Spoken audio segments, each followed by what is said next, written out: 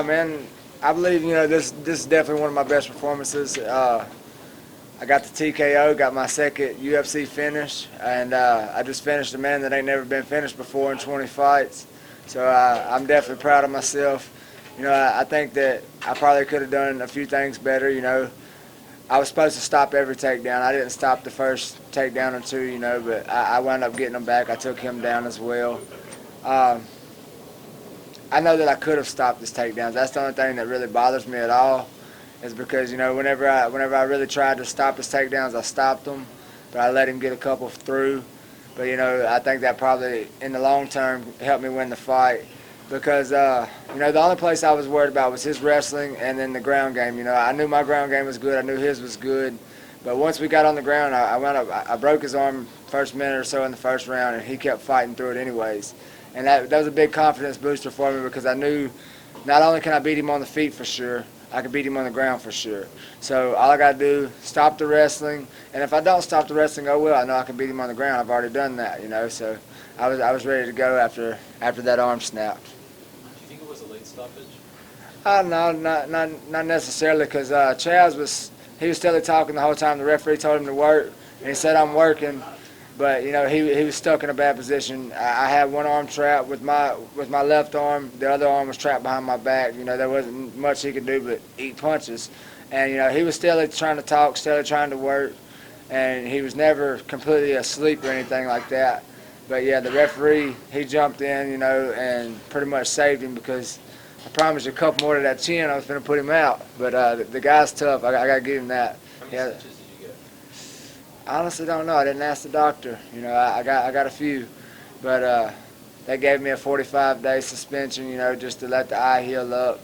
They said 6 weeks or whatever. But as soon as the eye's healed up, hopefully I'll be back in the cage. I'm probably not even going to take the whole 6 weeks off from training for damn sure. I'll probably go hit pads and keep it light as I can and keep from busting that eye back open.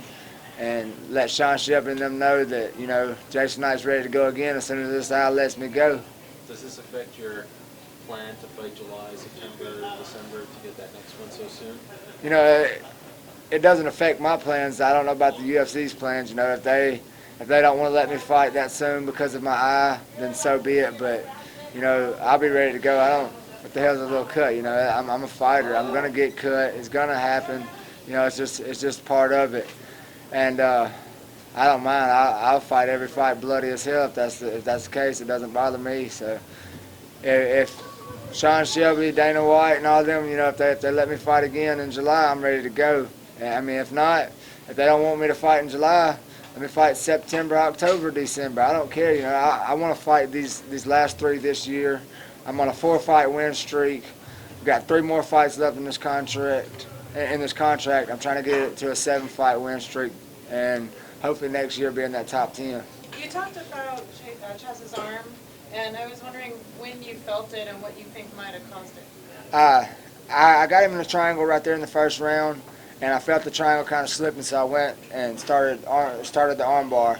And as soon as I sunk the arm bar in, it got nice and tight, and I just kept on cranking with it, and it popped, popped, popped. I think Chaz might have even tapped one time, but then shortly after he was out of it, because I thought that the fight was over right at first. But shortly after he was out of the arm bar, he slipped out. But, I felt his arm pop, pop, pop, and I knew right then, it wasn't just small pops. It was a break. Well, we kept fighting, kept going, and he had a lot of heart, man. Well, I wound up getting him in an Americana. Honestly, I can't remember if it was first or second round. I wound up getting him in an Americana, and I just knew that if I hurt that arm some more, he's going to give up. Well, I got him in an Americana, pop, pop, pop, pop some more, and he would not give up. The guy had a lot of heart. He came up to me right after the fight. First thing he said was, "Man, you broke my arm in that first round." I told him, I know I did. Hell of props to you, because you kept fighting. Most people, you get your arm broke, you give up. But that man's like me. I don't care if my leg's broke. I'm going to limp out there to the center of the cage, and we're going to see what I can do with a broke leg, And hella props to Chaz Kelly. A lot of heart to that. That guy's got a lot of heart, and he gained all the respect in the world from me. I know a lot of guys would like to go out there and get the quick finish, but do you sometimes want fights like these to showcase to the fans and maybe bring some new fans onto you? Definitely. You know, the quick finish is always good because, you know, all the anxiety, all the bullshit's over with. But, you know, when you get in that cage and you have a war, there's nothing better. There's no better feeling in the world than when you go out there and you bang it out. You have a gritty, nasty fight and you get your hand raised, you know. I want tougher fights, you know. That fight was tough, don't get me wrong. Chas Skelly, he was a hell of an opponent, but I get my deviated septum fixed 5 days, you know. The 18th, I'm getting the deviated septum fixed. You know, y'all see me every fight. The last few, I get kind of tired, you know. I fought in Australia, and he wound up, I got a deviated septum from that fight. Well, it's getting fixed in 5 days, and I'm going to come back stronger, harder, more cardio, the best Jason Knight you've ever seen. I won't be getting tired no more, you know, and I feel for the guys that they put in front of me because now that I'm going to be able to breathe, I'm not running off of just hard after the first, second round. I'm coming out there and I'm coming for this featherweight division and I'm coming hard, baby. You wanted to fight against Doo Ho Choi. You mentioned that a few times, but he's now matched up against Andre Fili. So who's another name that you'd like to call out? Whoever they put in front of me, you know, I'll take whoever they put in front of me until they figure out that, you know, I deserve that Doo Ho Choi fight. I might as well do like Artem Lobov did and call out Cub Swanson, you know, because they gave him the fight, and, you know, I think that's horseshit because Artem Lobov, I'll kick his ass. You know, in my eyes, I'll whoop Artem Lobov, and hell, give me him. Give me Artem Lobov, and let me go out here and show y'all that I whooped that man, and maybe they'll give me a shot at Cub Swanson or Doo Ho Choi. You know, I don't know why they haven't booked that fight yet. But everybody knows I want the Korean Superboy, and it's no disrespect to him. Like he asked me a while ago, do I like those gritty, hard fights? That's the whole reason I want to fight Doo Ho Choi, because I know it's going to be a hell of a war. He's not going to back down. I'm not going to back down. We're going to go out there guns blazing the whole fight, and, you know, we're going to fight till either one man goes to sleep or one man gets a decision, and it's going to be a gritty, hard fight, and nobody's ever going to stop coming forward. You know, it's going to be something the fans love to see and something that'll go down in the history books. I think he had said, and I hope I'm not misquoting, that there's only room for one hick at the trailer. You know, after having a tough fight with him and kind of feeling like is there some sort of more of a kindred spirit or a relationship between the two of you now that you went in there and you learned a lot about each other? Yeah, I mean, he said there's only one redneck. There's only room for one redneck in this UFC trailer park, you know, and I'm not from a trailer park, but hey, looks like I'm the only redneck left, baby. You know what I'm saying? I took him out, and you know, no disrespect to him whatsoever, man. He's a tough fighter. He never really disrespected me much, and I never want to disrespect him. But you know, I got nothing but respect for the guy. Any man that gets his arm broke and keeps fighting through it, you got a hell of a lot of heart, and you really want it, you know. And he went out there and he showed to me after that first round that he wanted that fight. But there ain't nobody in this sport that wants it more than I do, and I can promise you that. Why is it so important for you to fit the last 3 fights of your contract within 2017 and not maybe space it out a little bit more?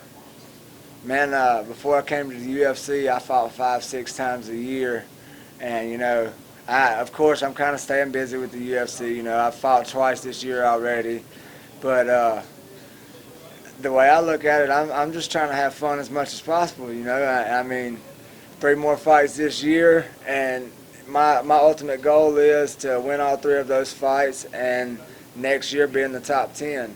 And I believe after that performance, you know, after beating Chas Skelly, they either put me in the top 15 or they give me a top 15 ranked opponent. And, you know, 2 years ago, I wasn't even heard of. But now I'm getting close to the top 15, so why the hell not fight my ass off, try to get these next 3 wins, be 7 in a row in the UFC, and then top 10 next year. That's a possibility. And, you know, I'm reaching for the stars, you know, and that's what I want to do every time. I got in this career to have fun, and I'm having a blast. I don't know about you guys having fun watching me or not, but I'm having a blast out there every time I go out there. To me, you know, of course, I love to win, but winning isn't everything. I want to go out there and have a blast, put on for the fans, And not only for them, I'm not doing this for everybody else around the world. I'm doing this for me and my family. I got 3 kids at home, got a fiance at home, and I just want to make sure that they got the best life that I can possibly give to them, and I get to do it doing something I love. Congrats. Congratulations. Yes, sir.